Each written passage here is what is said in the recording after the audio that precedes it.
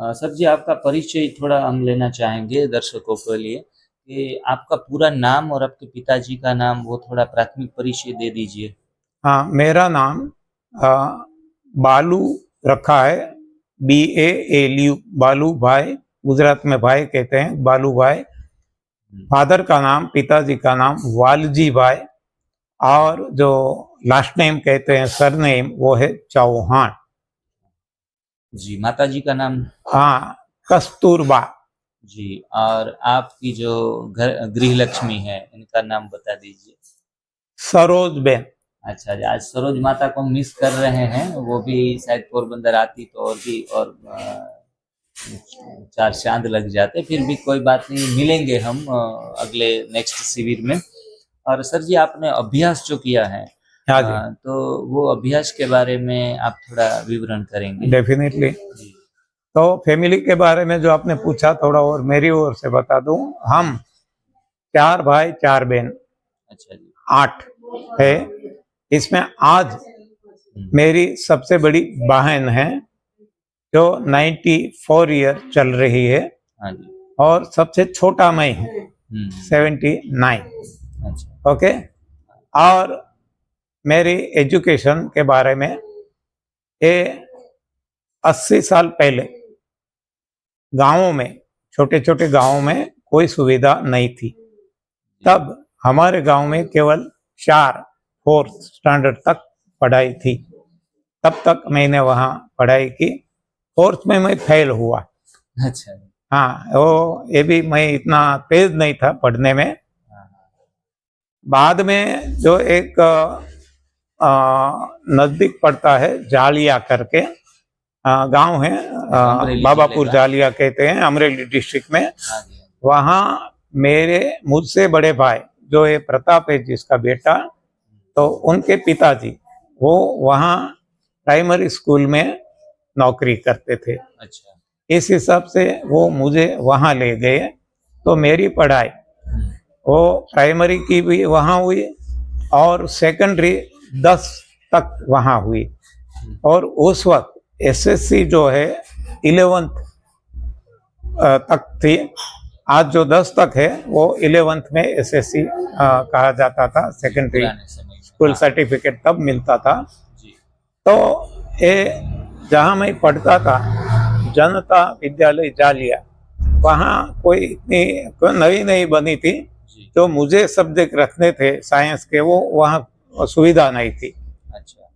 तो मैंने प्रयास किए। हमारे डिस्ट्रिक्ट प्लेस जो हमारे गांव से केवल 10 किलोमीटर अमरेली है, जी। लेकिन वहाँ मुझे दाखिला नहीं मिला, परमिशन, एडमिशन नहीं मिला फॉरवर्ड स्कूल में। तो बंद भी हो गई है, बहुत फेमस थी उस वक्त। बाद में वहाँ एक नूतन हाई स्कूल है, के परेख इंस्टीट्यूट, वहाँ भी मुझे एडमिशन नहीं दिया गया, क्योंकि आप जालिया से आते हो तो हमारी सिस्टर कंसर्न है, वो बंद हो जाएगी, इसे तेजस्वी स्टूडेंट यहाँ आ जाएंगे, तो जी। इस हिसाब से मना कर दिया। अच्छा। तो मैं मेरी बहन, जो अभी मैंने बताया 94 ईयर अभी चल रहा है, उनके घर जाके वहाँ सावरकुंडला के हाई स्कूल में मेरी पढ़ाई हुई 1 साल। बाद में 1 साल मेरी पढ़ाई अमरेली कामाणी साइंस में हुई, फर्स्ट ईयर। अच्छा। प्रीलिमिनरी साइंस, प्री साइंस कहते हैं। जी। बाद में फर्स्ट ईयर मैंने MG कॉलेज अहमदाबाद में किया, MG साइंस कॉलेज अहमदाबाद। और बाद में इंजीनियरिंग पूरा मैंने 71 में LD college of engineering Gujarat university में किया। और बाद में मैं जॉब पे लग गया। जी, ये आपकी लौकिक पढ़ाई की पूरी यात्रा रही और उन दौरान आप काफ़ी सारी बीमारियों से भी ग्रसित थे। तो उन बीमारियों में कौन-कौन सी बीमारी आप से परेशान करती थी? हाँ, बीमारी में आज हम जिसको डायबिटीज, BP, एसिडिटी, ये सारे नाम देते हैं, जी। उस वक्त डॉक्टरों को भी ऐसी बीमारी का कोई नाम पता नहीं था। अच्छा। हाँ, क्योंकि डॉक्टर केवल क्या रखते थे, यहाँ स्टेथोस्कोप रखते थे, जी। यहाँ लगाते, यहाँ लगाते, यहाँ लगाते, यहाँ जिसको जहाँ वो ठीक लगे लगाते और दवा लिख देते थे। दवाई हम कहते हैं इससे फायदा नहीं हो, इससे तो ये उल्टा है हो गया, भूख नहीं लगती है, वो उल्टी हो रही है, तो दूसरी दवाई, इसमें कुछ ऐसा हुआ, तीसरी दवाई, वो दवाई बदलते रहते बदल। उनको भी कोई रोगों का पता नहीं था और टेस्टिंग लेबोरेटरीज भी उस वक्त नहीं थी। तो जब डॉक्टरों को पता नहीं है, हमें क्या पता कि हमें क्या था। लेकिन इतना कह सकते हैं कि ये पैर के तलवे से लेकर यहाँ तक कोई भी हमारी ऐसी अंग उपांग ऐसे नहीं थे, कोई ऑर्गन ऐसे नहीं थे जो रोगों से ग्रसित ना हो। हाँ, वो चाहे डायबिटीज हो सकता है, बीपी हो सकता है, क्या न जाने क्या हो सकता है। और सर, आपको ये जो स्वास्थ्य प्राप्ति का मार्ग या फिर प्रभु प्राप्ति का मार्ग कहेंगे, वो किस साल में आपको पता चला? हाँ, वैसे एग्जैक्टली वो समय में नहीं बता सकता, क्योंकि ग्रेजुअल ट्रांसफॉर्मेशन हुआ है। जी। पहले तो मेरे रोगों को हटाने की प्राथमिकता थी, तो ये रोग हटते गए और धीरे धीरे अपने आप ये प्रभु प्राप्ति की ओर की मेरी साधना अपने आप शुरू हो गई। अच्छा। इसलिए मुझे वैसे पता नहीं है कि इस डेट से या तो मुझे आत्म साक्षात्कार हुआ कि ऐसा कुछ नहीं है। जी। ये धीरे धीरे अपने आप लाइफ ट्रांसफॉर्म होती गई और होती जा रही है। मतलब 30-32 साल तो हुए होंगे। हाँ, वहाँ से ये शुरुआत हुई। बरोबर है। हाँ, सिंस 1993। और आपने, कहा जाता है कि 8-9 साल तो अपने ऊपर प्रयोग किए और अपने परिवार वालों के ऊपर प्रयोग किए। हाँ जी। और आप खुद भी स्वस्थ होते जा रहे थे, परिवार के सदस्य भी चमत्कारिक रीति से स्वस्थ होते जा रहे थे। तो आपकी यात्रा आफ्टर 9 इयर्स आपने पूरे समाज में गए, फिर भारतवर्ष में सभी जगहों पर जाने लगे। और आजकल कौन-कौन से जो आउट ऑफ कंट्री है, उसमें आपने यात्राएं की है? हाँ, हर साल हम जाते हैं यूएसए, हम्म, यूके, हम्म, कनाडा, जी 2015 से। जी। इसके पहले यूएई हाँ 2-3 बार जाके आए। यूएई में सभी जगह, हाँ। तो दुबई, अबू धाबी, जी जी। रासल खेमा, ऐसे जो 7 उनकी है कंट्री, वहाँ सभी जगह, जी जी। बांग्लादेश, ओके। साउथ अफ्रीका, अभी जा रहे हैं नेक्स्ट जनवरी में ईस्ट अफ्रीका, तांजानिया, और ऑस्ट्रेलिया, न्यूजीलैंड, ये अभी वेटिंग लिस्ट में है। तो वेटिंग लिस्ट में बहुत है, लेकिन समय हमारे पास कम है। तो गुजराती में हम कहते हैं, कहावत है कि रात थोड़ी ने वे जा। हाँ, हाँ, मतलब समय बहुत कम है और काम बहुत ज्यादा। ज़्यादा है, तो ये पेंडिंग रहता है। तो जैसे जैसे समय मिलेगा, जहाँ जहाँ से बुलावा आएगा, हम जाते हैं, जाते रहेंगे, जब तक भगवान हमसे काम करवाएंगे। जी, ये बहुत निमित भाव से अपने आप को इस सेवा में ढाला है। और कहते हैं कि करन करावनहार करा रहा है, हम किए जा रहे हैं। तो इनसे मानसिक एवं शारीरिक रीति से थाक लगना, कमजोरी आना, वो भी नहीं होता, क्योंकि हम कर ही नहीं रहे, कर्ता भाव विलिप्त हो जाता है और परमात्मा हमसे कराने लगता है। तो नो माइंड होके जहाँ भी बिठाएं वहाँ बैठ जाते हैं, जो भी खिलाएं वो खा लेते हैं। तो इस तरीके का एक संत जीवन जिनको कहेंगे, यहाँ पोरबंदर की गांधी की भूमि में आज वो सही अर्थ में संपूर्ण प्राकृतिक जीवन शैली से जीने वाले एक आधुनिक गांधी, हमारे इस युग के युग पुरुष श्री वी चौहान सर यहाँ आए हैं। तो इसके लिए हम वाकई ही अपने आप को बहुत भाग्यशाली, परम भाग्यशाली समझते हैं। तो सर जी, आपने ये जो रोग आए थे, काफी सारी बीमारियां जिनको हम किसी भी प्रकार का नाम नहीं दे पाएंगे, बस गंदगी थी जो शरीर में भरी हुई थी, वो चाहे ऊपर या नीचे, वो आपका हर एक लेक्चर में कहना होता है। रोगों का कोई कारण ही नहीं है, रोगों की कोई नाम भी नहीं है, बस शरीर में फंसा हुआ कचरा, गंदगी, मल। तो सर्व रोगाना मूलः कुपित मल, सर्व रोगानाम निदानाम कुपित मल, ऐसे संस्कृत में उक्ति है। तो आपको सही अर्थ में ये मैसेज को पूरी दुनिया में आपने फैलाया है। तो लोग ये भी जानना चाहते हैं कि सभी लोग जब भी बीमार होते हैं ना तो कई कई रास्ते पकड़ने लगते हैं, तो इसी रास्तों में आपने अपने पुराने जीवन में ऐसे कोई रास्ते पकड़े थे या सीधा ही इसमें झुक गए? हाँ जी।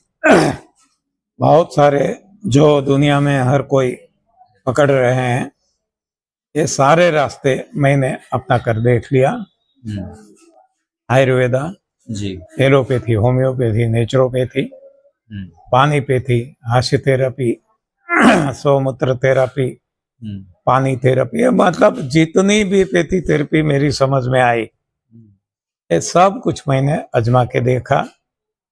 इससे रोग बढ़ते जाते थे, कोई फायदा नहीं होता था। तब अल्टरनेटिव थेरेपीज के नाम से जितना भी चल रहा है, ये सब कुछ भी करके देखा। इसमें योगासन, प्राणायाम, रेकी, एक्सरसाइज, ये सब कुछ भी किया, लेकिन वहीं भी कोई फायदा नहीं दिखाई दिया। तब जो मैं नहीं मानता था, तांत्रिक विद्या जो कहते हैं, अच्छा। यज्ञ, होम, हवन, क्रियाकांड, पितृतर्पण, हाँ। ये सारी, अच्छा। हाँ, लेकिन इसमें क्या था कि मरता क्या नहीं करता। अच्छा। तो अब मेरे लिए और कोई आशा का किरण नहीं बचा था, तो मैंने ये भी करके देखा रोगों को हटाने के लिए। अच्छा। इसमें भी विफल रहा। हाँ, हाँ। तब मैंने तय कर लिया, let me commit suicide now. अब ऐसा मैं जी नहीं सकूंगा। तो लेकिन उस वक्त भगवान की कृपा से हम्म, मुझे ये सही रास्ता मिल गया। इससे मेरा तो कल्याण हो गया, लेकिन करोड़ों लोगों का कल्याण हो गया और होते जा रहा है सारी दुनिया में आज। हम्म, ये प्रभु की कृपा है और कुछ नहीं है। बरोबर। और सर इनके रिलेटेड काफ़ी सारी संस्थाएं थोड़ा काम करती है, उसमें IASS जो संस्था चलती है मेरठ में, तो उनके साथ भी आप अपने जीवन काल में कहीं न कहीं जुड़े होंगे और वहाँ से भी काफ़ी सारी चीज़ें आपने जो भी अच्छी बातें आपको लगी वो अपने जीवन में आपने धारण की है और कोई करेक्शन लगा तो अपने हिसाब से अनुभव के आधार से आप आगे बढ़े। तो सर जी ये जो तप सेवा सुमिरन की पद्धति है, उनसे स्वास्थ्य की प्राप्ति तो मैं तो समझता हूँ 99% लोगों को होती ही है और 1% ऐसे भी हैं जो तहे दिल से संपूर्ण समर्पण भाव से उनकी करने का जो जज्बा नहीं रहता, उनके कारण नहीं उनको प्राप्ति हो पाती। लेकिन स्वास्थ्य के साथ-साथ इस पद्धति से क्या-क्या मिलता है, स्वास्थ्य के अलावा? पहले तो स्वास्थ्य को समझ लेंगे तो इसकी जरूरत ही नहीं पड़ेगी बरोबर। ज्यादा, क्योंकि जो शास्त्रों में स्वास्थ्य दिया गया, स्वस्थ शब्द स्वास्थ्य जो आया जी, जी। वो स्वस्थ से आया। स्वस्थ। स्वस्थ, हुँ, स्व मतलब खुद, खुद, हाँ, स्व यानी स्थिर स्थित होना। रहना। अच्छा जी, जो स्व में स्थित रहता है, आत्मा में। स्व में, हाँ, हाँ, ओके। हाँ, स्व में जो स्थित रहता है उसको स्वस्थ कहा जाता है। तो स्व में स्थित कैसे रह सकते हैं जब शरीर, इंद्रियां, मन, बुद्धि, चित्त, अहम, आत्मा सब कुछ जुड़ जाए एक साथ। हाँ, एक धागे में जैसे सारे मोती को हम वो इसमें कर लेते हैं तो माला बनती है, उसी तरह ये सब कुछ हो जाता है। और अब केवल आत्मा नहीं, आत्मा के साथ परमात्मा, तब वो स्वस्थ कहा जाता है। तो स्वास्थ्य और तंदुरुस्ती, इसमें भी अंतर है। और जो हम इसको ज्यादा अंतर नहीं देखते हैं। जी। हम तीन कहीं भी वो शब्द का प्रयोग कर लेते हैं। एक कहते हैं निरोगी। तो निरोगी वो कब है? निरोगी क्यों? जो कोई निरोग हो गए तो हम के स्वस्थ हो गए, नहीं, ये गलत है। अच्छा, निरोग यानी रोग हट गए। रोग हट गए, हाँ, मतलब निरोग कब है? जब रोग है। बरोबर है। रोग है तो निरोग का शब्द आया, रोग ही नहीं है तो निरोग नहीं होगा। शब्द ही नहीं होगा। हाँ, जरूरत ही नहीं पड़ेगी। जब रोग ही नहीं है हुँ, तो हुँ, निरोग जैसा क्या, वो निरोगी है। तो इसका कोई वो नहीं आएगा। हम्म, तो एक ये है समझना, और ये इंसान के लिए ये शब्द है, अच्छा, औरों के लिए नहीं है। नहीं, रोगी निरोगी। दूसरा है कि तंदुरुस्ती जिसको कहते हैं, जी, तो आ, इसको आरोग्य कहा जाता है। आरोग्य से, आरोग्य, हम्म, तो आरोग्य किसको प्राप्त है? वो इंसान के अलावा 84 लाख योनियों में सभी को आरोग्य प्राप्त है। जी, इंसान के अलावा, इंसान के अलावा, क्योंकि इंसान ही रोगी है, बाकी कोई रोगी नहीं है, उनको आरोग्य मिला है। और आरोग्य भी कहाँ से आया? आरोगने से। आरोगना यानी खाना, खाना, खाने से आया। जो सही खाना खाता है हाँ हाँ उसको आरोग्य मिल ही जाएगा अपने आप, उनके लिए कोई रोग का शब्द ही नहीं आएगा। जी, अब आरोग्य के बाद, हाँ, आरोग्य जिसको मिल गया मतलब पशु योनि में आ गया, हाँ हाँ हाँ हाँ, वहां इस लेवल में आ गया। रोगी है, इससे भी गिरा हुआ है। हाँ, अब उसको जब खुद अपना ये बदल लेता है, आरोग्य यानी खाना, भोजन, हाँ, तब उसको आरोग्य मिल जाता है। तब ये पशु यानी पक्षी प्राणियों की योनि में आता है। अब जब वो आगे बढ़ता है अध्यात्म मार्ग पे, जी, और तब जो इसको मिलता है स्वास्थ्य, इसको स्वास्थ्य कहते हैं, जो तब वो स्वस्थ बन जाता है। तो ये तीनों में अंतर है। हम पर्यायवाची शब्द से कोई भी शब्द का प्रयोग कर लेते हैं, लेकिन आसमान जमीन सा यहाँ अंतर है। तो सही अर्थ में हमें स्वास्थ्य, शक्ति, आनंद, ज्ञान, प्रेम सभी प्राप्त हो जाते हैं इस तप सेवा सुमिरन की जी साधना हाँ। से। तो सर जी, आप गुजराती में कई बार ऐसा कहते हैं कि मारीने भागी जाऊं અને ખાઈને સૂઈ जाऊं। तो लोग तो कहते हैं कि खाना खाने के बाद थोड़ा चलना फिरना चाहिए। तो इसमें आप क्या अंतर देखते हैं? हाँ जी, देखो मेरे हिसाब से अब जो मेरी स्थिति है, पहले तो मैं ये सब कुछ मानता था, लेकिन आज मैं मानता हूं कि सारी दुनिया के इंसान, इसमें सारे साइंटिस्ट, डॉक्टर्स, वैद्य, हम्म, पॉलिटिशियंस, हर कोई आ जाते हैं। अच्छा, वहां तक के धर्म गुरु, हाँ, हर कोई इसमें आ जाते हैं। वो भ्रांति में पटक रहे हैं, गलत मान्यताएं हैं। हर कोई। हाँ, हाँ, भ्रांति मतलब क्या है? भ्रमणा जिसको कहते हैं, जी, भ्रमणा, भ्रांति। भ्रांति किसको कहते हैं? कि जो है कुछ, हाँ, दिखता है और कुछ। बिल्कुल, जैसे बिल्कुल, पानी नहीं है, हिरन को पानी दिखता है, हाँ हाँ, इसको भ्रांति कहा जाता है। मृग जल, हाँ, हाँ, मृग जल। तो ये भ्रांत ख्याल है उसका, भ्रांति है उनके लिए। तो उसी तरह हमारी जो ये सारी मानव जात है सारी दुनिया में, वो इसी तरह एक मृग ही है। वो भ्रमणा के पीछे भटकता रहता है, भटकता रहता है, भटकता रहता है, सारा जीवन खत्म कर देता है और कुछ भी नहीं मिलता। तो इसके लिए भी जो अनपढ़ स्त्री हो गई गंगा सती, उसने बताया है। वो तो गुजराती थी, भावनगर डिस्ट्रिक्ट की, तो उन्होंने उनकी सारी जो रचनाएं हैं जी, वो गुजराती में है।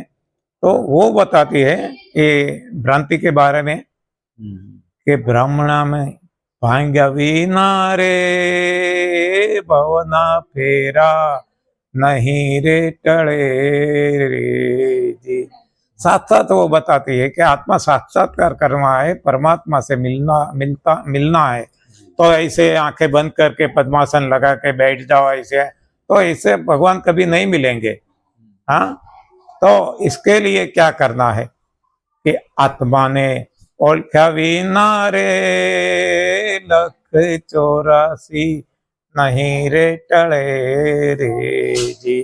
तो यहाँ दोनों बातें बताई है। एक तो भ्रमणा को तोड़नी पड़ेगी, हटानी पड़ेगी, तभी सही क्या है वो हमें पता चलेगा। और दूसरा कि हमें आत्मा की पहचान होनी जरूरी है, मैं कौन हूं। इसलिए जिसने आत्मा की पहचान की उन्होंने खुद से सवाल किया, हुए माए हुए माए हुए माए, मैं कौन हूं। हाँ, तो ये आध्यात्म मार्ग है। और इस पे चलते हम भ्रमणाओं में से बाहर आ सकते हैं और आत्मा की पहचान जब हो जाएगी, परमात्मा वो ही है, आत्मा परमात्मा का ही अंश है, आत्मा जी अंश है हाँ हाँ और परमात्मा अंश ही है, मतलब दोनों एक ही है। समंदर में से एक लोटा हमने पानी ले लिया हाँ तो ये लोटा में पानी है वो समंदर का ही है। जी तो ऐसे आत्मा जो है परमात्मा का एक अंश है। जब आत्मा को पहचानेंगे तब परमात्मा की पहचान अपने आप हो जाएगी। हाँ सर का कहना है कि खुद की खुदाई करेंगे तो खुदा अपने आप ही प्रकट हाँ, होगा। खुद ही को कर बुलंद इतना, कि खुद ही को कर बुलंद इतना कि खुद खुदा ही पूछे कि बोल बंदा तेरी रजा क्या है। बहुत तो ये बुलंदी का रास्ता है, तप सेवा सुमिरन का रास्ता, ये बुलंदी का रास्ता है। जी सर, तो आपने बताया कि कसरत जो है वो कोई जीवन में स्वास्थ्य ही प्राप्ति हेतु करना, ये बिल्कुल ही बेवकूफ़ी कहेंगे। और खाने के बाद चलना, ये सारी हम भ्रांतियों में पड़े हैं। बिल्कुल किसी भी प्राणी पक्षी को चलने की आवश्यकता नहीं रहती, अपने आप नॉर्मल जो भी अपना जीवन जीते हैं वो करते हैं। तो आप कसरत के, मैं चाहूँगा कि विरोध में तो नहीं है, लेकिन लोग उल्टे रास्ते पर चढ़ गए हैं। योगा और कसरत जो भी कर रहे हैं स्वास्थ्य प्राप्ति हेतु, बीमारी हटाने के लिए, तो ये आपका मानना है कि वो इसमें ही व्यर्थ जा रहे हैं।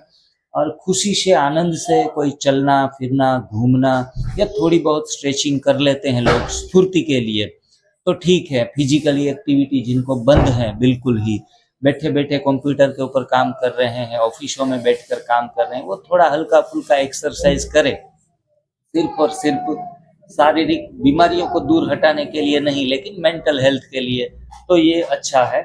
और आप गुजराती में ऐसे भी कहते हैं कि कसरत करी करी ने काया कथड़ा भी ना की।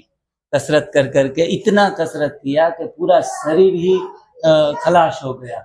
અને એમ પણ કહો છો ગુજરાતીમાં કે ચાલી ચાલીને ગોઠણની ગાદીઓ ઘસી નાખી, खूब चाइला અને ગોઠણની ગાદીઓ ઘસાઈ गई। लोग वेट लॉस करने के लिए डॉक्टर कहते हैं आप थोड़ा 2-4 किलोमीटर 10 किलोमीटर चलो, लेकिन हम देखते हैं आफ्टर 6 महीने 2 केजी कम हुआ होता है और घुटने की गादी घिस जाती है। तो कसरत ही किसी भी स्वास्थ्य प्राप्ति हेतु करना पूर्ण मूर्खता है। और आप ऐसे भी कहते हैं योग के विषय में थोड़ा, कि लोग आज कपालभाति करते हैं, अनुलोम विलोम करते हैं, या किसी भी प्रकार के जो प्राणायाम आते हैं वो करते हैं।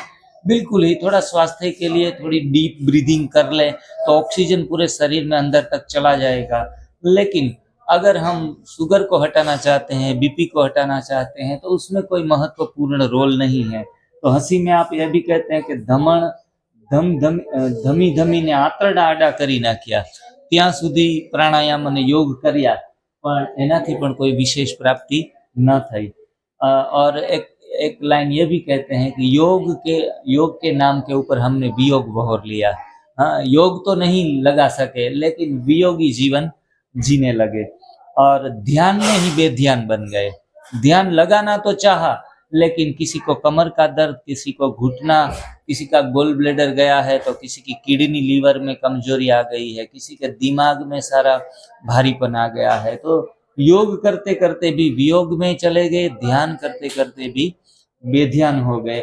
ये सर आप अपने अक्सर लेक्चरों में इसके विषय में कहते हैं। और कभी कभी ये भी कहते हैं, हम वो उन गीत को याद करते, हंसी आती है। हम कभी सेंटर पे यूं ही फ्री बैठे होते हैं तो हम याद करते हैं कि सर एक गाना गाते हैं, सर आप हम होंगे कामयाब, हम होंगे कामयाब। तो उसके विषय में आप क्या कहते हैं, थोड़ा सुना दीजिए। हाँ, गाना तो हर कोई जानते हैं, हर किसी को आता है। हम होंगे कामयाब, हम होंगे कामयाब एक दिन, मन में है विश्वास, पूरा है विश्वास, हम होंगे कामयाब एक दिन। कभी नहीं होने वाले हैं, नेवर। जब तक गलत राह पे चलेंगे कभी कामयाब नहीं होंगे, और जब सही रास्ते पे चलेंगे ऐसा कोई गाना गाने की आवश्यकता नहीं पड़ेगी। बिल्कुल सही सर। आप कहते हैं कब, हाँ लेकिन कब हम होंगे कामयाब, लेकिन कब?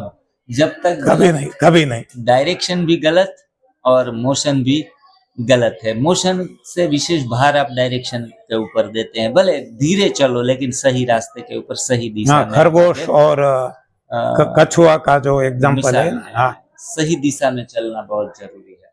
सर जी, आपके पास जब कोई मिलने आते हैं, आपकी अब विश्व में, पूरे विश्व में नामना है, लोग आपको संत की तरह पूजते हैं, मानते हैं आपकी बातों को और अपने जीवन में भी उतारते हैं, करोड़ों लोगों को नया जीवन मिला है।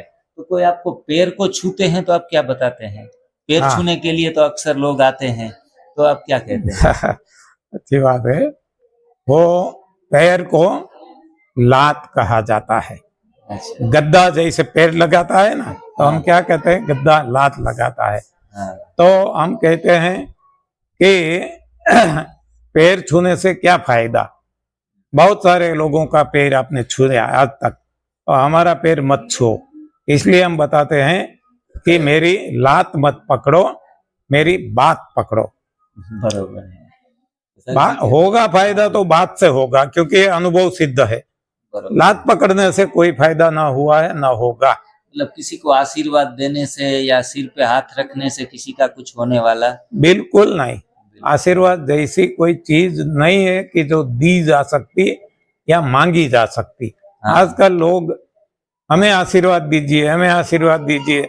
हाँ, अरे इतना बलात्, हाँ, वो जबरदस्ती हमारे दोनों हाथ पकड़कर, हाँ। हाँ, अपने सर पे रखते हैं। अच्छा। हाँ, यहाँ रखो, हमें आशीर्वाद दीजिए।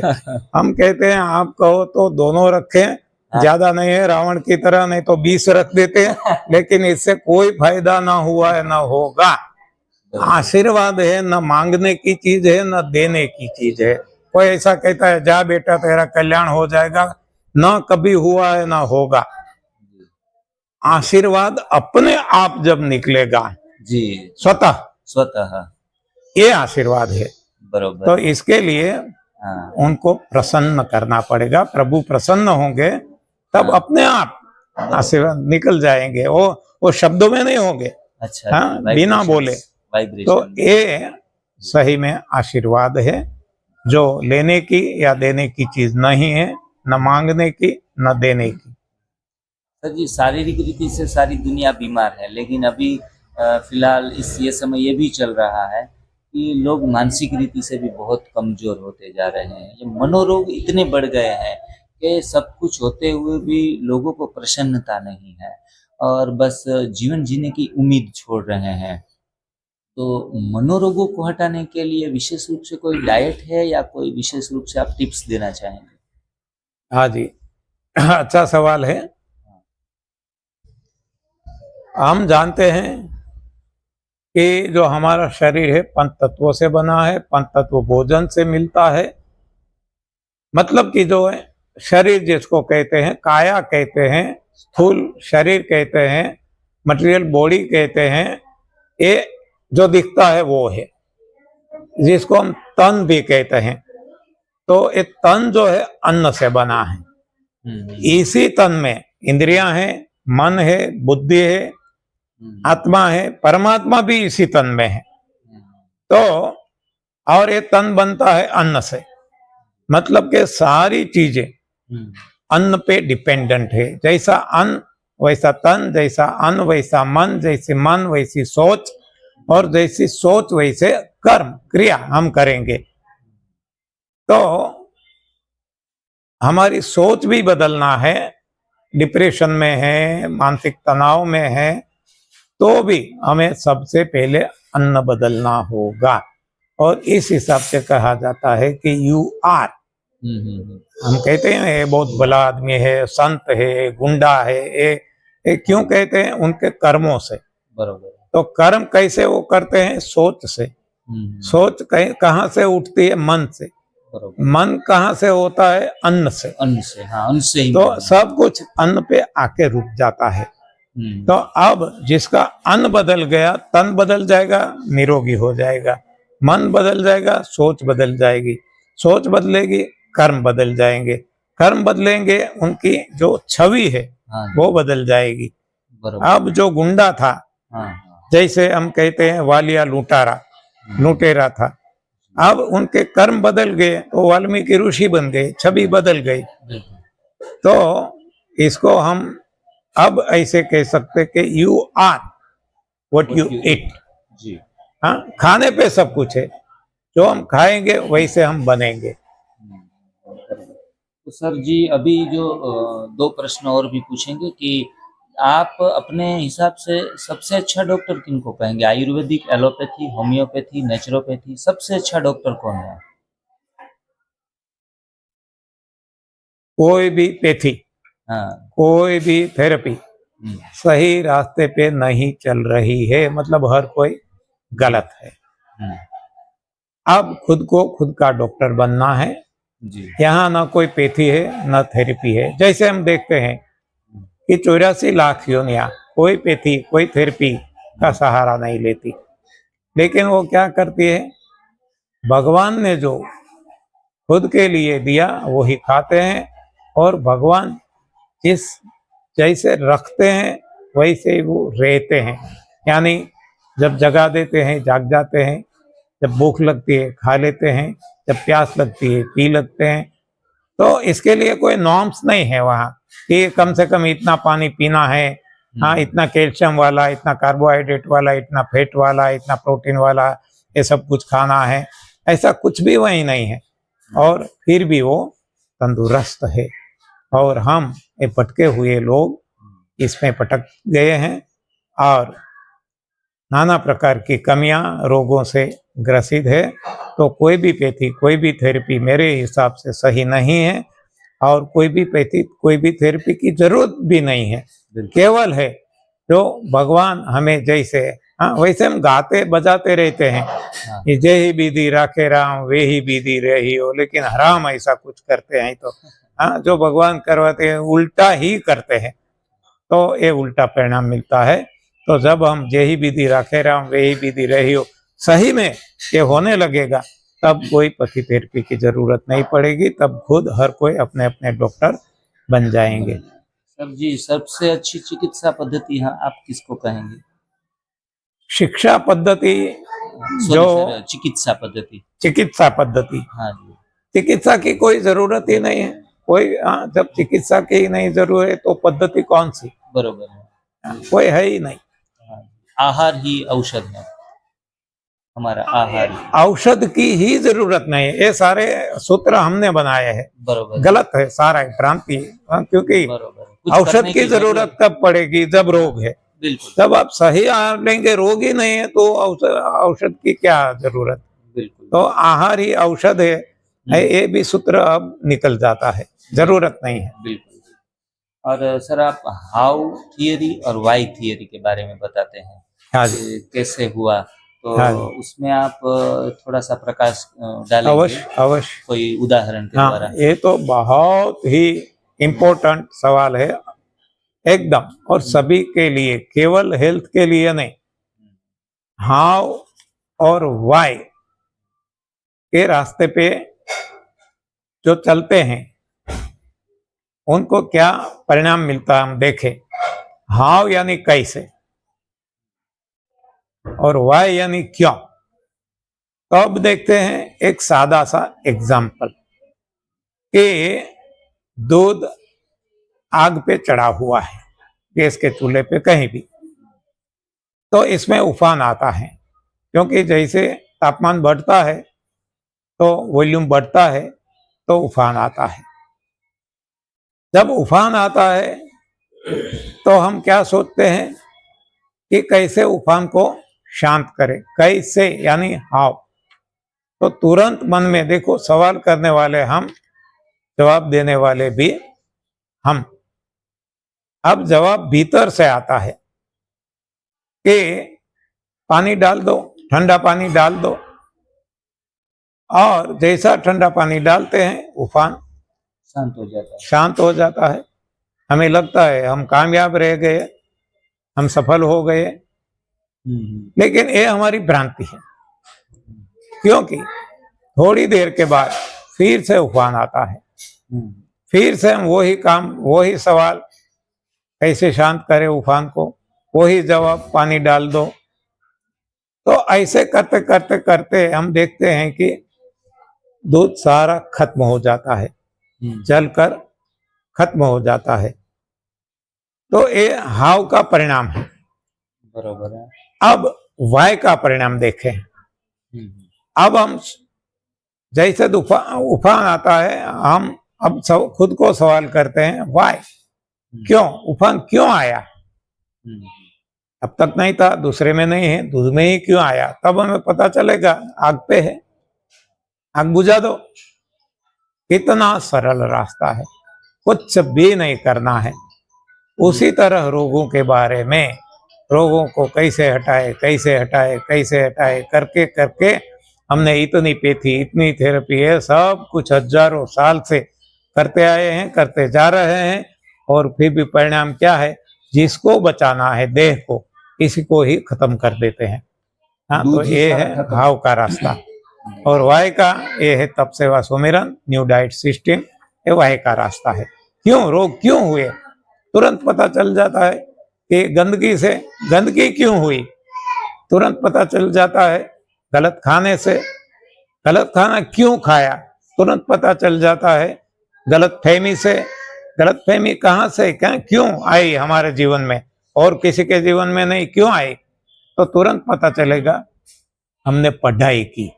अच्छा। हाँ, सरासर गलत पढ़ाई की, बायोलॉजी, हाँ, शरीर शास्त्र, फिजिक्स, केमिस्ट्री, हाँ, तो इसका एक परिणाम हम भुगत रहे हैं। तो जब वाय के रास्ते पे जाएंगे, अपने आप ये सब कुछ निर्मल हो जाएगा, निर्मूल हो जाएगा। सर जी, आपके अनेक सूत्र हैं जो लोक चर्चित हैं, लोगों लोगों के मुख पे वो उक्तियां अक्सर आती रहती हैं। उसमें से हम थोड़ा बताना चाहेंगे कि रोग अनेक इलाज एक हैं, लंघनम परम औषधम, जहाँ रस वहाँ कस, जहाँ दल वहाँ मल, कच्चा ही सच्चा और पक्का है पैखाना। गुजराती में कहते काचू तेज साचू और रंधाई ते गंधाई, जहाँ कूड़ा वहाँ कीड़ा। और योग रोग है वो कोई योग नहीं है, वह भोग का परिणाम है। रोगों का कारण गंदगी और गलत खान पान है। और आप कहते हैं कि योग प्राणायाम कसरत की भी कोई जरूरत नहीं है। अपने शरीर की सुनो, किसी की सुनने की जरूरत नहीं है। Listen your body has every answers. खुद के डॉक्टर खुद बनो। रोगों का कारण जो है वो वायरस नहीं है। लोग मेडिकल साइंस में कहते हैं वायरस से रोग होते हैं, लेकिन वायरस, आज कोरोना आया तो सभी को नहीं आया। जिनका इम्यूनिटी हाई था तो उनको वो कुछ नहीं कर पाया। मतलब रोग का कारण वायरस नहीं हुआ, हमारी इम्यूनिटी गलत थी, कम थी, और खाना भी गलत था, इसलिए ही हम रोगिष्ट हुए हैं। तो आपने काफी डीपली सभी सब्जेक्टों के ऊपर अपना चिंतन लोगों को दिया है। और आप कहते हैं कि किसी भी कैल्शियम प्रोटीन विटामिन के लिए अलग भोजन लेने की भी जरूरत नहीं, हमारा लीवर ही प्रोड्यूस करता है। जैसे हाथी, गेंडा सभी जो हैं वो हरी पत्तियां खा के भी इतने पहलवान हैं, तो वो विशेष प्रकार के काजू बादाम या किसी भी प्रकार का विशिष्ट भोजन नहीं लेते हैं। सिर्फ प्रकृति ने जो दिया है, ऐसी माँ प्रकृति का भोजन वो ग्रहण करते हैं। और आप, कई लोग कहते हैं सर जी हम पका हुआ भोजन खाए बिना रह नहीं सकते, अनाज और दाल खाए बिना रह नहीं सकते, और बीमार भी हैं फिर भी अनाज दालों का भोजन वो लेते रहते हैं। और तो आप थोड़ा सा गुस्से में या फिर लोग समझ नहीं रहे हैं सही बात को, तो एक शब्द यूज करते हैं, तो खाओ और मरो। ऐसा भी आप कई बार कहते हैं कि आप अपने जीभ के ऊपर स्वयं नियंत्रण नहीं कर पाते हैं, खुद रोगिष्ट होते हैं, खुद बीमार होते हैं, खुद के लिए बोझ बन जाते हैं और दुनिया के लिए भी बोझ बन जाते हैं। तो फाइबर की भी आवश्यकता नहीं है। सर जी, आप आज रूबरू हैं और आपके जो भी मूलभूत सिद्धांत है, मैं दुनिया को बताना चाहूँगा, सभी लोगों को बताना चाहूँगा कि ये सारी बातें सर जी आप मानते हैं। विज्ञान जो है विनाशकारी है, और जो भगवान है वही हमको हमारे जीवन में हमें आगे बढ़ाते हैं। तो भगवान विरुद्ध विज्ञान करके आपने काफ़ी सारी पुस्तकें भी लिखी हैं, जो जिसमें मानव जाति का कल्याण समाया हुआ है। और खेती के विषय में आप सर कहते हैं कि खेती और जो उद्योग बने हैं और पढ़ाई है, शिक्षण प्रथा, वो तीनों की जरूरत नहीं है। हम समझते हैं कि उत्तम खेती, मध्यम व्यापार और कनिष्ठ नौकरी। तो आप तो ये भी कहते हैं कि खेती की जरूरत ही नहीं है। खेती ये पूरे जंगलों को बर्बाद करके, पूरा जमीन को फ्लैट करके प्रकृति का अनबैलेंस करने की एक विधि है। आज मानव जाति दुखी है, उनका कारण भी खेती है। उगाते उगाते सारे अनाज दालें उगा ली, लेकिन पुराने समय में जो भी प्रकृति माँ देती थी अपने आप स्वयं प्रकट होता था, वही मनुष्य का सही भोजन था। लेकिन फिलहाल तो एक आर्थिक उपार्जन का साधन बन गया है। ये काफी सारे विषय जो है सेंसिटिव भी है, गहन भी है। लोग अनाज, अन्न, अन्नी सामे प्राण, अन्न ही हमारा भोजन है, अन्न ही देवता है, तो हम अनाज को देवता समझ बैठे हैं। तो उसमें भी आपने कहा दाने दाने पे लिखा है खाने वाले का नाम, लेकिन दाना तो खाना ही नहीं है, आप तो ये कहते हैं। तो आपकी कोई बातें समाज को हजम नहीं हो रही है, और आदत भी वो अपनी परिवर्तन नहीं कर पा रहे हैं, तो उनसे लाचार है। लेकिन एक बात तो सत्य है, जिसने अनाज छोड़ा, जिसने दूध छोड़ा, तो स्वास्थ्य प्राप्ति उनको 100% हुई है।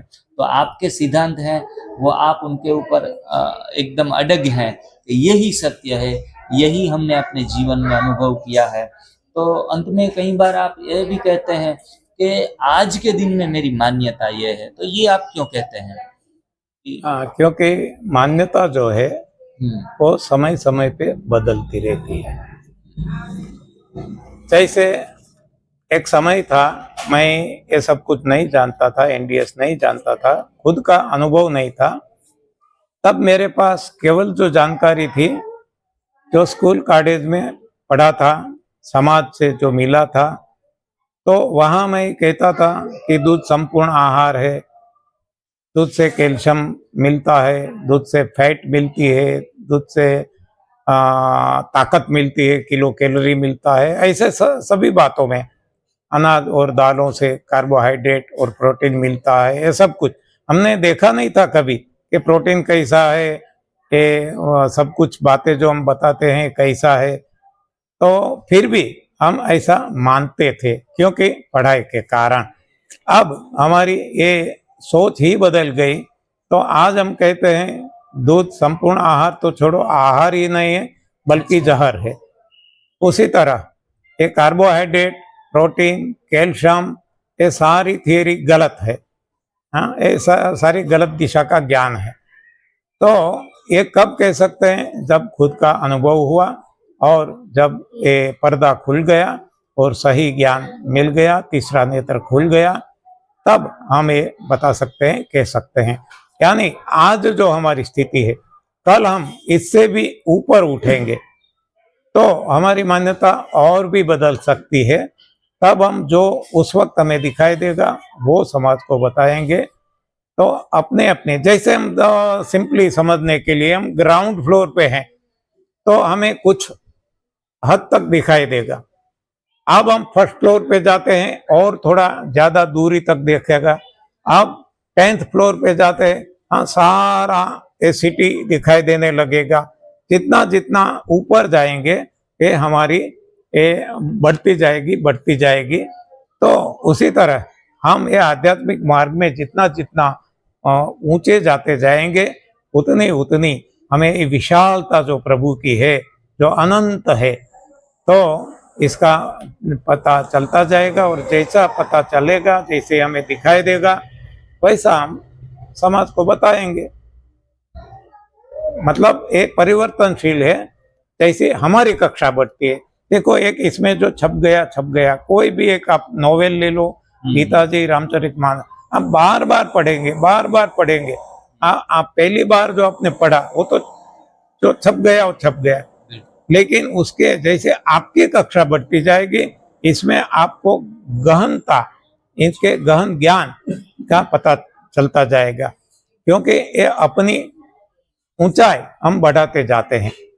तो इसी तरह जैसे जैसे हमारी ऊंचाई बढ़ती जाती है आध्यात्मिक मार्ग में, उस तरह से हमारी एक ख्याल, हमारी सोच बदलती रहती है, और जो सोच जिस वक्त है वो हम बताते हैं।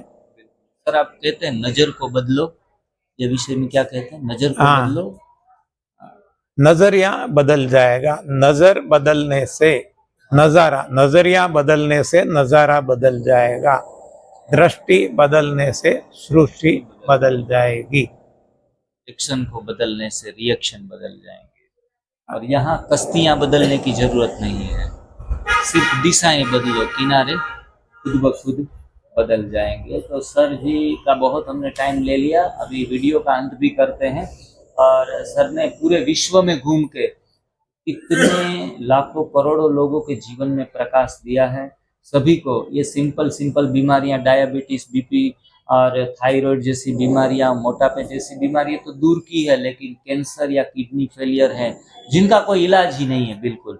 तो जो संपूर्ण रीति से 100% समर्पण भाव से जो करता है, उनको ऐसे बेहतरीन परिणाम भी मिले हैं।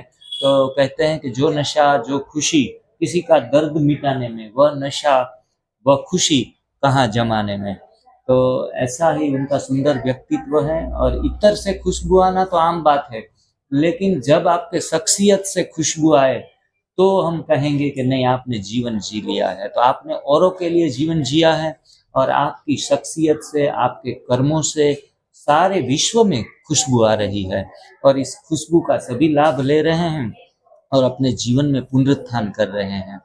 तो आपने तप सेवा सुमिरन का जो मार्ग बताया, तप से जीवन में रोग हटते हैं और खुशी मिलती है अपार, और सेवा से तनाव हटता है हमारा, और सुमिरन से ज्ञान प्रगटता है, और समर्पण से प्रभु प्रगटता है। तो ये सही रास्ता, सही दिशा, सही साधना की जो दिशा आपने समाज को दी है, वो काफ़ी काबिले तारीफ है। और पूरा समाज आपका सदैव के लिए ऋणी और आभारी रहेगा। आपने खुद का तो उद्धार किया, लेकिन अनेक आत्माओं का उद्धार किया है। आपके लिए कितने भी शब्द या पुस्तकें लिखी जाएं, मैं मानता हूँ कम है। और खास करके आपकी पूजा प्रार्थना या अर्चना, आपकी आराधना करें, आपके पैर छुएं, उनसे बेहतर है कि आपकी कही गई बातें, आपकी अनुभव युक्त बातें अगर मनुष्य अपने जीवन में उतार लेता है, तो वाकई ही इस जीवन का बेड़ा पार हो जाता है। और हमारे साथ अभी साथ में आए हैं प्रताप भाई चौहान। सर जी, आपका बहुत बहुत धन्यवाद। आपने अपनी इस विशेष एनर्जी और शक्ति का प्रयोग करके आपने समाज को फिर से एक नई दिशा देने का जो प्रयास किया है, वो अतुलनीय है, सराहनीय है। बहुत बहुत धन्यवाद। Thank you very much. Pratap भाई आज आए हैं इतनी दूर से, राजकोट से। प्रताप भाई का भी थोड़ा परिचय ले लेते हैं। आप सभी लोग जो भी जानते हैं, प्रताप भाई आप इस तप सेवा सुमिरन की जो प्रथा है, उनसे कितने समय से जुड़े हैं, वो थोड़ा दर्शकों को बताएंगे। ऐसा तो देखा जाए तो चौहान सर से तो जन्म से नाता था, हाँ जी। लेकिन एनडीएस से 2001 से मैं जुड़ा हूँ।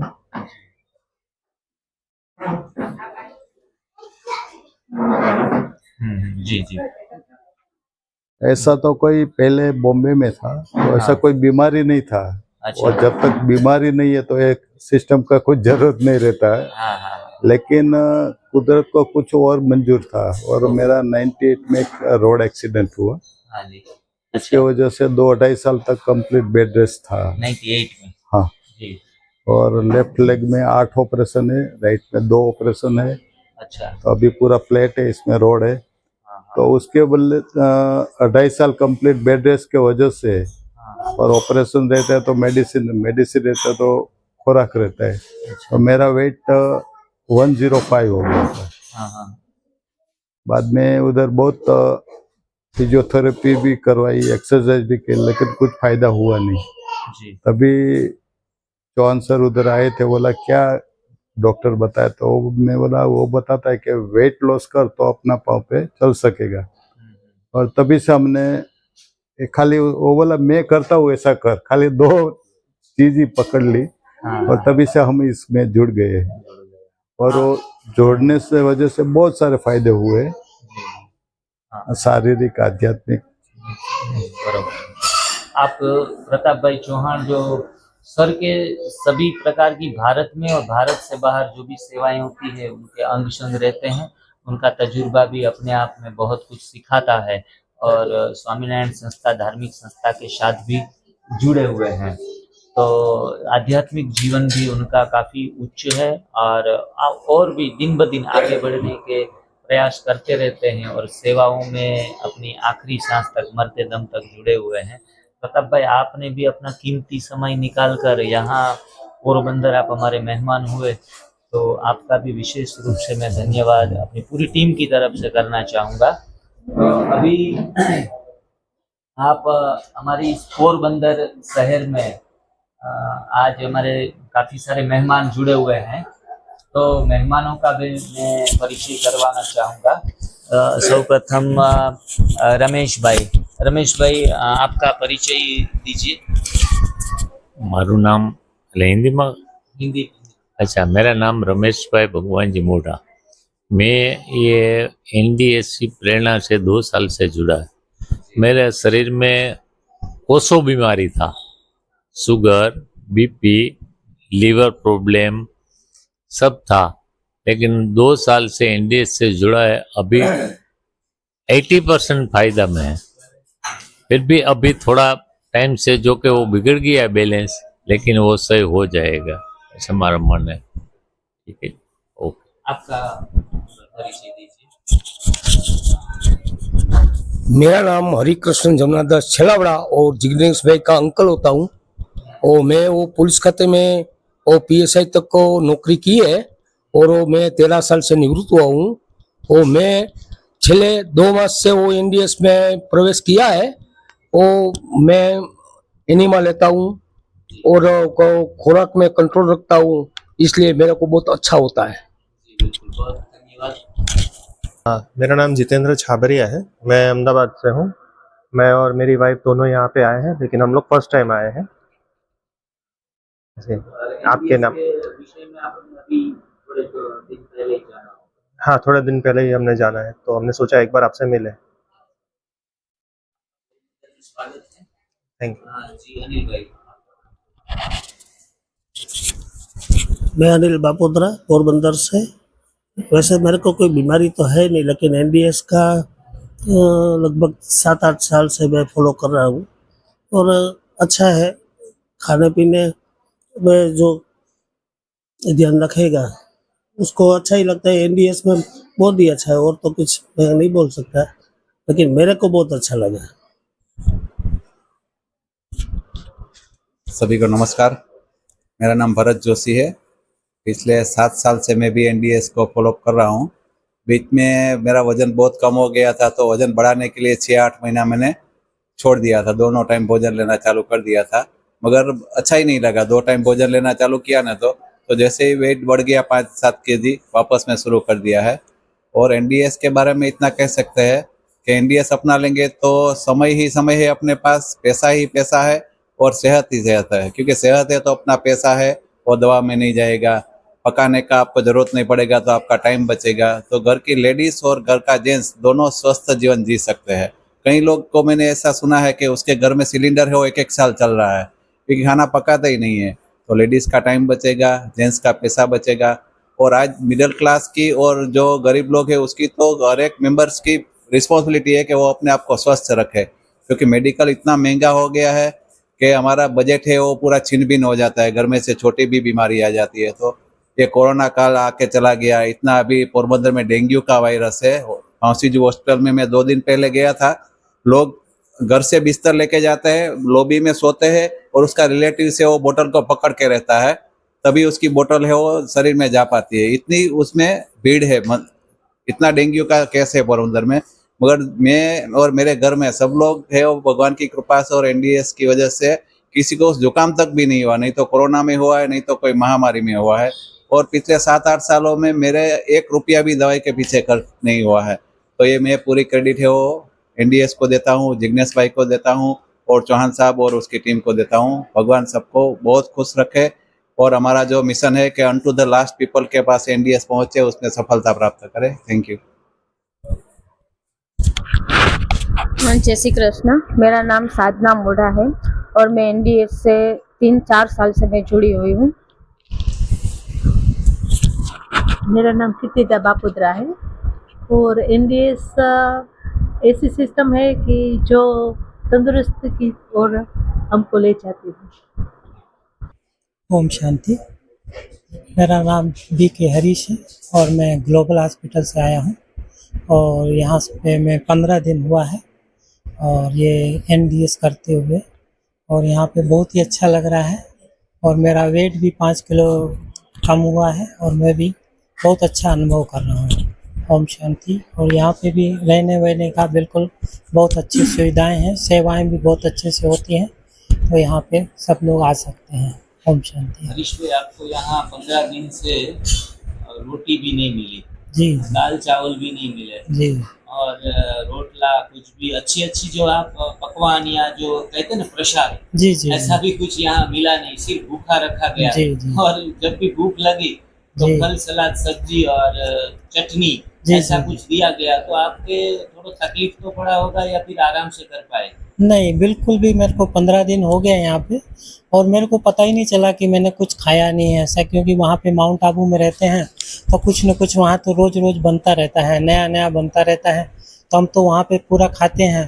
परंतु यहाँ आने के बाद 15 दिन हो गया, परंतु मैंने कुछ संकल्प भी नहीं आया मेरे को कि ये खाना चाहिए नहीं खाना चाहिए, परंतु जो यहाँ से मिला और बहुत ही अच्छा लगा। ऐसा नहीं लगा कि मैं मतलब कुछ मिस कर रहा हूँ इधर, जो भी अच्छा लगा और बढ़िया से बहुत अच्छा हो गया। दवाइयाँ खाना बेहतर है या स्वयं को नियंत्रित करना बेहतर है? नहीं, स्वयं को नियंत्रित करके रखेंगे तो बहुत ही अच्छा है, क्योंकि वो तो दवाइयाँ खा के तो थोड़े टाइम के लिए ठीक रहेंगे, फिर वैसे ही हो जाएंगे। परंतु ये जो हम सलाद खाते हैं, ये करते हैं, तो इसका कोई साइड इफेक्ट भी नहीं है और बहुत ही अच्छा लगता है। ऐसा लगता नहीं है कि कुछ खाया नहीं है हमने। आप तो हॉस्पिटल की सेवाओं से 35 साल से जुड़े हुए हैं, जी जी तो जी सभी प्रकार के रोगी आपकी हॉस्पिटल में आते हैं। जी जी तो अगर शायद वो अपना ये स्वास्थ्य सुधार लाने के लिए अगर भोजन का प्रयोग कर लेते हैं तो आधे से ज्यादा लोग तो दवाइयों से मुक्त हो जाएंगे। जी जी तो जी। नहीं, मैं भी हॉस्पिटल में देखता हूँ सब लोग थोड़ा टाइम के लिए आते हैं वहाँ पे, परंतु जो उनमें वो होना चाहिए वो नहीं होता है, वैसे कि वैसे फिर बार बार आते रहते हैं। परंतु यहाँ जो है, यहाँ पे एक बार कर लेंगे, अपन सीख लेंगे तो हमको बाद में भी काम आएगा। जी, और आप अगली जाने के बाद इस सिस्टम को फॉरवर्ड पूरी करना चाहेंगे? जी जी, पूरी तरह से फॉलो करेंगे वहाँ पे भी पूरी तरह से। बहुत अच्छा लगा मेरे को, और कुछ भी मतलब ऐसा लगा नहीं वीकनेस है या कुछ ऐसा है, कुछ खाया नहीं है। दिन भर पता नहीं चलता था कैसे दिन निकल जाता था, सुबह से शाम हो जाती थी, परंतु कोई भूख का नाम निशान नहीं होता था, तो बहुत ही अच्छा लगा यहाँ पे। और लंबे समय के लिए ये जीवन शैली को अपनाना थोड़ा चैलेंजेबल है, जी जी लेकिन चैलेंज एक्सेप्ट करते तो ही चेंज जी जी जी, वो हमको करना पड़ेगा, क्योंकि स्वयं को करना पड़ेगा, तभी हमें प्रगति और उन्नति हो पाएगी। और इसमें एक टाइम अगर आप स्वस्थ हैं तो पका हुआ भोजन खाने का तो छुट्टी है। जी जी आप जी पका हुआ भोजन एक वक्त खा सकते हैं, वो जी भी जी 30% रेशियो में। आपने रोटी खानी है तो रात को एक बार आप स्वस्थ हैं, किसी भी प्रकार जी, की जी, बीमारी नहीं है, जी तो नहा नहीं रहा जाता, तो जी, बस जी। 2 रोटी खा लो, साथ जी, में दाल जी, चावल कुछ भी है, जी। प्रयोग कर लो। एक बार खाए वो योगी, जी 2 जी बार खाए वो भोगी, जी। और 3 बार खाए वो रोगी। रोगी। अगर 3 बार खा रहे हैं तो कोई न कोई परेशानियों से हम जी जूझते रहेंगे, रहेंगे। पूर्ण जी। स्वास्थ्य की तरफ आप आगे नहीं बढ़ पाएंगे। तो 50 साल से 40 साल से जो गलत भोजन, पका हुआ जी, भोजन जी। खाने की आदत डाल ली है, तो सर कहते हैं कि नहीं चला जाता तो एक बार रात को भोजन पकाया हुआ ले लो, जिसमें तेल कम, तेल अनाज कम, और इस तरीके से भोजन रखेंगे तो भी हम अपने पूर्ण स्वास्थ्य की तरफ प्राप्ति कर सकेंगे। सकते हैं। यहाँ आपको सब्जियाँ, रेसिपियाँ कुछ थोड़ा बहुत डिटेल में बताया गया जी, है, जी, जी, तो आप जी। उसी हिसाब से हिसाब से। हॉस्पिटल जाके जी। अपने कमरे में ये जी। सारी चीजें आप बना सकेंगे।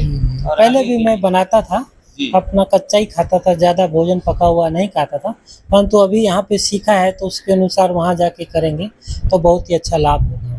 हाँ, गलत भोग का परिणाम ही रोग है। अगर भोग में आप पत्र लगाएंगे, पुष्प लगाएंगे, फल लगाएंगे, जल लगाएंगे, तो ये भी 56 प्रकार के भोग नहीं, मैं तो मानूंगा कि 100 प्रकार से ऊपर फल उगाए हैं भगवान ने। तो ये फल पत्रम पुष्पम फलम तोयम कहते हैं, लेकिन गीता के श्लोक कंठस्थ हैं। भगवान को मानते हैं, भगवान की नहीं मानते। खाते हैं पूरी पराठे और जलेबियाँ और रखते हैं उम्मीद स्वास्थ्य की, तो ये नामुमकिन है। दवाइयाँ के सहारे अंत तक रहना पड़ेगा। तो थोड़ा सा जीव का स्वयं ही घटित इन प्रथा से होता है, थोड़ा प्रयास लगाने की जरूरत है। और आप खुद तो स्वस्थ रहें, लेकिन आपके परिवार वाले, वहाँ के जो आध्यात्मिक परिवार, लौकिक परिवार को आपने 35 साल से छोड़ दिया है और वहाँ आबू जाकर समर्पित हो गए हैं और सेवाओं में ही अपना जीवन व्यतीत किया है, तो ये पूरा विश्व है आपका परिवार है। जी तो आप सारे विश्व को भी ये संदेश आगे बढ़ाते रहें, ऐसी हम आशा रखते हैं और आपको बहुत बहुत ढेर सारी शुभकामनाएं, शुभ भावनाएं देते हैं। आप स्वस्थ रहें, औरों को भी स्वस्थ रखें। जी शुक्रिया, बहुत बहुत थैंक यू धन्यवाद। Thank you. ओम शांति ओम शांति। और अंत में आखिर में इस प्रथा से जुड़ने का कारण हमारा काफ़ी सारे शरीर में जो रोग आ गए हैं, काफ़ी सारे वीडियो में बताए गए हैं, लेकिन आज हमारे साथ एक विशिष्ट व्यक्तित्व जुड़े हैं और उनके कारण ही मैं बीवी चौहान सर का परिचय प्राप्त कर चुका हूँ। पुराने समय में मैं 2000 लगभग 17 से पहले यहाँ की प्राइवेट स्कूल जो चाणक्य विद्यालय है उसमें हम स्कूल मैनेजमेंट में काम करते थे। उसी समय मेरे को थोड़ा सा सोराइसिस का तकलीफ आया था और मैंने देखा कि थोड़ी खुजली और शरीर की स्किन जो है गलत हो रही है। तभी मेरे को सर हमारे साथ जो जुड़े हैं, आप थोड़ा वीडियो स्क्रीन पर बताइए जी। अनिल भाई बापोद्रा, अनिल भाई रतिलाल भाई बापोद्रा, जो यहाँ पोरबंदर में चाणक्य विद्यालय और आरएमबी स्कूल चलाते हैं और सही अर्थ में सच्चा शिक्षण जो आध्यात्मिकता के तरफ लेके जाएं बच्चों को, तो एवं शिक्षण प्रथा में साथ में आध्यात्मिकता भी जुड़ी हुई है। उनका परिचय वो देते हैं। साधना बहन जो आप देख रहे हैं स्क्रीन के ऊपर, साधना बहन जो आरएमबी स्कूल संभालती हैं वहाँ की आचार्य हैं और ट्रस्टी में हमारी बहन जी कीर्ति बहन जो अनिल भाई की युगल हैं, वाइफ हैं, वो भी इस आज के समय में सही अर्थ में सच्ची शिक्षण प्रथा से जुड़ी हुई है और बच्चों में संस्कार का सिंचन करने में भी अपना पूरा योगदान देती है।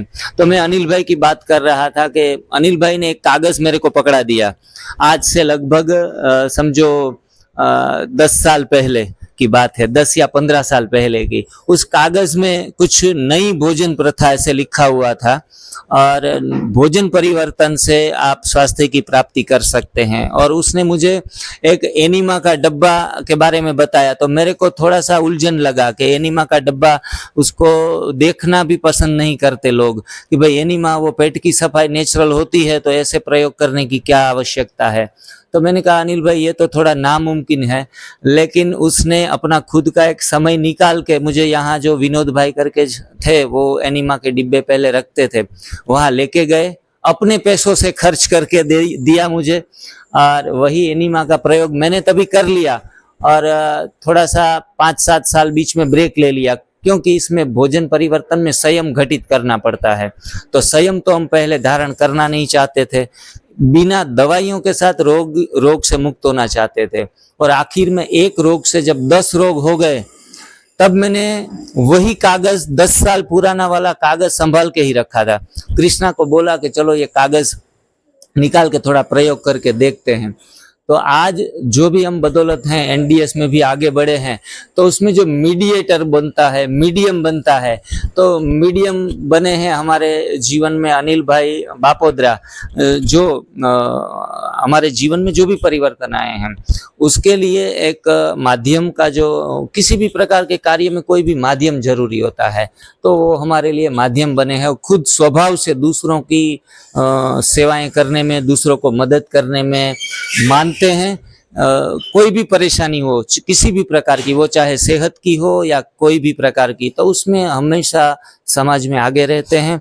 तो अनिल भाई मैं आपका विशेष रूप से धन्यवाद शुक्रिया करना चाहूँगा, आज विशेष रूप से एक वर्ल्ड के मंच के ऊपर, क्योंकि हमेशा हमें सिखाया जाता है कि ग्रेटिट्यूड रहो, सभी लोगों का धन्यवाद करते हुए आगे बढ़ो, जिन्होंने भी हमें अपने इस यात्रा में आगे बढ़ाने के लिए प्रयत्नशील हुए हैं, उस सभी का हम आज धन्यवाद करना चाहेंगे। आज काफ़ी सारे मेहमान हमारे बीच आए हैं अपना कीमती समय निकाल कर। भरत भाई मोस्ट वेलकम, आपका भी बहुत धन्यवाद। भाई जी आप भी अहमदाबाद से इतनी दूर से आए हैं। मेरे अंकल किशन भाई, रमेश भाई मोढ़ा, प्रताप भाई चौहान जो राजकोट से आए हैं। आओ बहन जी, दीना बहन आई हैं जो कैंसर से काफ़ी समय से पीड़ित थी, पिछले 1 महीने से एनडीएस फॉलो कर रही हैं। आज फिलहाल उनका वजन भी कुछ गिरा है और काफ़ी दर्द जो कैंसर के हैं वो सारे चले गए हैं। तो हर रोज़ यहाँ कुछ सेवाएं देने आती हैं। तो ऐसे हर एक लाइव एग्जाम्पल हमारी इस एनडीएस प्रथा में है और इतने चमत्कारिक परिणाम लोगों को मिल रहे, बस एक उनको अपनाने का ही एक जरूरत पड़ता है। और मैं चाहूंगा कि 100% नहीं अपना सके तो कोई बात नहीं, छोड़ो, अपने हिसाब से तो अपना सकते हैं। हम गीता में लिखा है, नेहाभिक्रमना सोस्ति प्रत्यवायो न विद्यते स्वल्पमप्यस्य धर्मस्य त्रायते महतो भयात्। धर्म का आचरण अगर हम 25% भी कर पाए वो भी हमारे लिए फायदेमंद साबित होता है, नहीं कि पूरा 100% कर सके। लेकिन ये एक यात्रा है। NDS is not a destination, it's a journey, यात्रा है।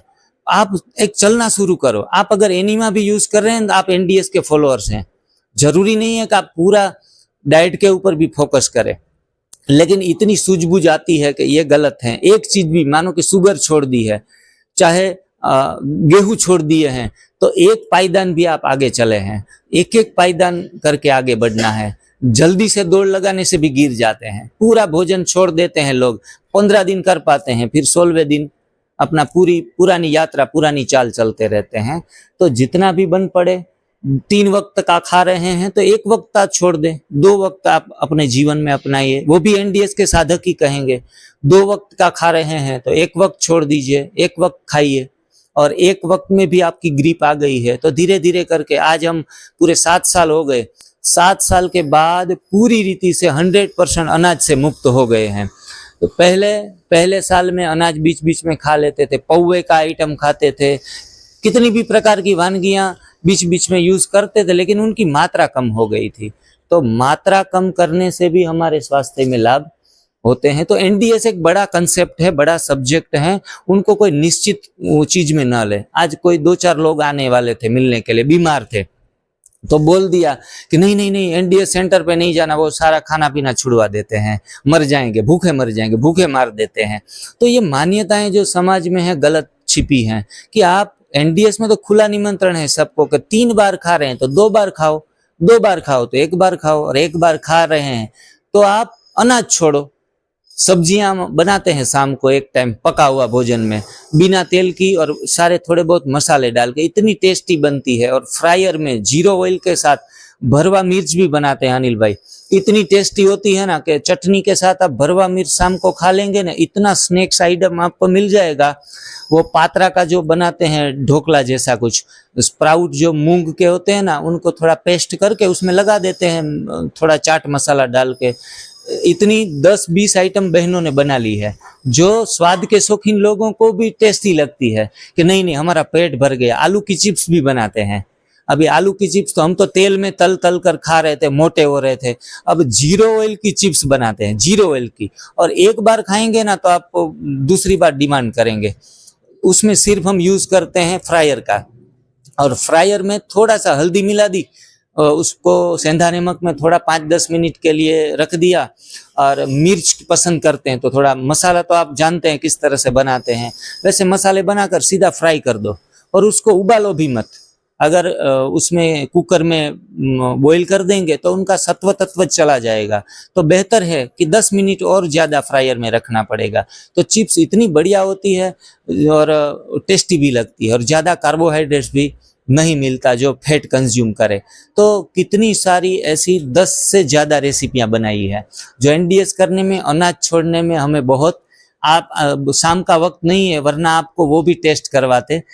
कभी शाम को अपना वक्त निकाल के जरूर नाश्ता करने के लिए, भोजन करने के लिए सभी को मैं निमंत्रण देता हूँ।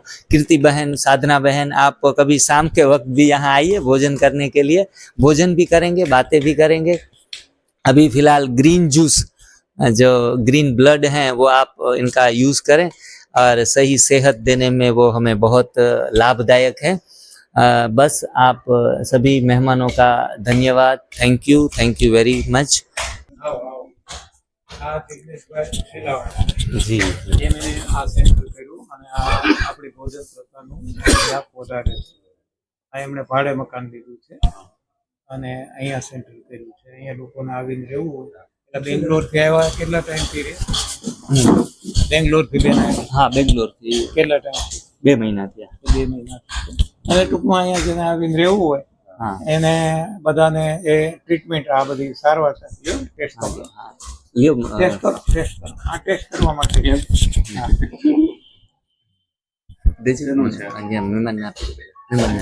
શેમાંથી આ બનાવ્યું? ग्रीन जूस कैसे बनाया मीनाक्षी बेन, बता दो थोड़ा।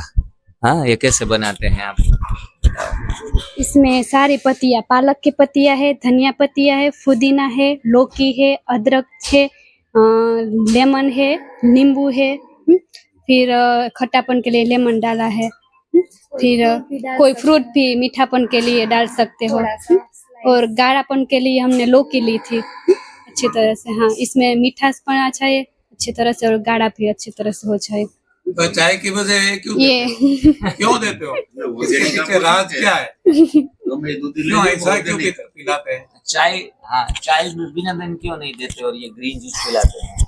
चाय पियेंगे तो खुद को ही खत्म कर देंगे। सुबह से चाय लेंगे तो शरीर को मारने का काम करेंगे, और ये तो अल्कलाइन फूड है तो शरीर को जीवन देगा। अपक्व भोजन है तो उससे हमारा पोषण मिलेगा, और पक्व भोजन है तो शरीर को वो शोषण कर लेगा। तो ये बस ग्रीन जूस है। और एक चौहान सर जी बोलते हैं कि 3 पाए है, जिसमें एनिमा, संजीवनी क्रिया है, वो उपवास है, और 3rd वन है ये ग्रीन जूस।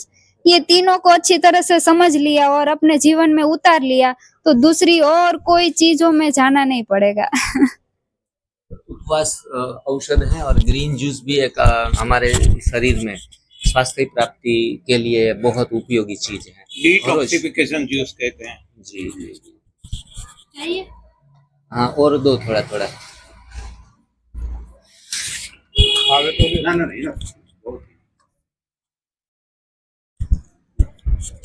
वेलो नहीं रखता साहब। हाँ। अभी हमारे पोरबंदर डिटॉक्स सेंटर के ऊपर काफी सारे मेहमान आए हैं, हॉल में भी बैठे हैं और यहाँ आए हैं। मैं थोड़ा प्राथमिक परिचय उनका लेना चाहूंगा। आप सभी लोग मेहमान अपना परिचय, नाम और किस व्यवसाय से जुड़े हुए हैं वो थोड़ा सेल्फ इंट्रोडक्शन दीजिए। जी।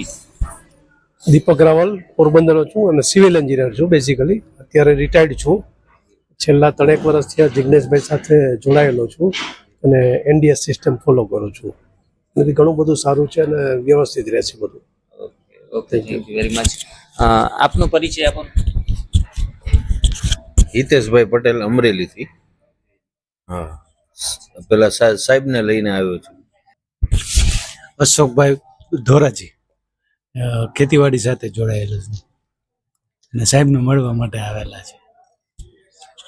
દાદા। ધોરાજીથી આવીએ છીએ અમે, રતિભાઈ બાલધા। ને ચૌહાણ સાહેબના કાર્યક્રમ ઘણા અમે કર્યા, એટલે અને બહુ મને મારે 3 નળી બ્લોક હતી તો એને બધી સલાહ આપી તો એ સલાહમાં હાવ નોર્મલ થઈ ગઈ અને ઓપરેશન ન કરાવવું પડ્યું અને બહુ મોટો ફાયદો થયો।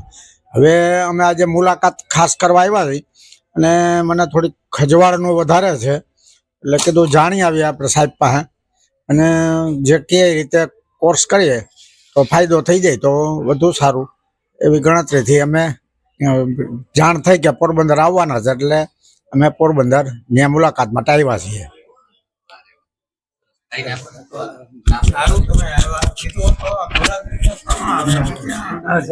જયંતિભાઈ બાલદા ધોરાજીથી આવી છીએ, સાહેબને ખાસ મળવા માટે આવ્યા છીએ। એટલે થોડું ઘણું જે શરીરની અંદર આ જે હોય તો પછી એલોપેથિક દવા લેવી ન પડે અને આનાથી ફેરફાર થઈ જાય એ માટે સાહેબને મળવા આવ્યા છીએ। આની પહેલા 2-3 શિબિર અમે ફોલો કરી છે અને ઉપલેટાની, એટલે બહુ સારું હતું, એટલે અત્યારે આવ્યા છીએ। મારું નામ બ્રિજ અમીપરા છે, હું એક બિઝનેસમેન છું।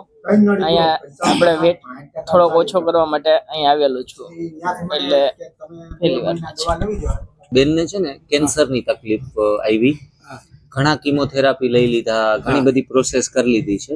છેલ્લા 1 મહિના થયા સરસ રીતે એનડીએસ ફોલો કરે છે। શરૂઆતના 15-20 દિવસ તો બિલકુલ અપક્વ ઉપર રહ્યા, એટલે એના શરીરના દુખાવા વયા ગયા। ક્યાંથી આવે? અને અહીં પાછળ જ રહી છે, આ એરિયામાં જ રહે છે। એટલે ગુજરાતી જાણો કેવું લાગે? કેટલા સમયથી આવ્યા? મહિનો થઈ ગયો। 95% 60% અને 40%। સાહેબની મુલાકાત કરી, સાહેબની મુલાકાત કરી અમે 3-4 વખત જુનાગઢ, ધોરાજી અમારો કાર્યક્રમ હતો, 5 પીપળિયા તો ભાઈ અને ભેસાણ કાર્યક્રમ હતો, ત્યાંથી જ ચાલુ કર્યું અમે। અને એટલી નળી સાફ થઈ ગયું. ડોક્ટરે તપાસ કરી, મને કે તમારે કાંઈ છે જ નહીં કે. મારા ભાઈનું ઓપરેશન કરાવવા ગયા હતા. મેં કીધું મારા તપાસ કરવી છે, મારામાં નળીઓ કેટલી બ્લોક છે. પછી એને જોઈ દીધું તો એક હાવ શુદ્ધ એમ ચોખ્ખી બધી થઈ ગઈ. ત્યારે આજે એને કેટલા ટાઈમ થયો, ત્યાં શરૂઆત હતી આપણે, એને કેટલો ટાઈમ થયો, મને કાંઈ થયું નથી હુમલા બાબતે, કાંઈ નહીં. હા, એટલા થયા છે. અમે બે ભાઈ, આ ભાઈના અશોકભાઈના ભાઈ ગયા હતા, અમે બે ગયા હતા. એનાથી 4-5 દી થયું ને કે મને ચક્કર આવે છે, મારાથી થતું નથી. મારે તો કરવું જ છે, કરો યા મરો. એટલે મેં કર્યું અને મને પૂરેપૂરો ફાયદો થયો. લો હાઈ ક્લાસ એકદમ રિઝલ્ટ આવ્યું. બરાબર. Do or die, ask not why. હા, આસ્ક નોટ વાય. એટલે બહુ ફાયદો થયો. ચૌહાણ સાહેબ ને મને તો એમ કે ભગવાન સ્વરૂપ આપણને મળ્યા. અમારે ધોરાજીમાં કાર્યક્રમ કરવો છે. હવે ચૌહાણ સાહેબ ટાઈમ દે તો એ પ્રમાણે ગોઠવીએ. થાય તો એને થાય. આપણે કલાક જોઈએ. હા, 1 કલાક. હવે તો બરાબર છે.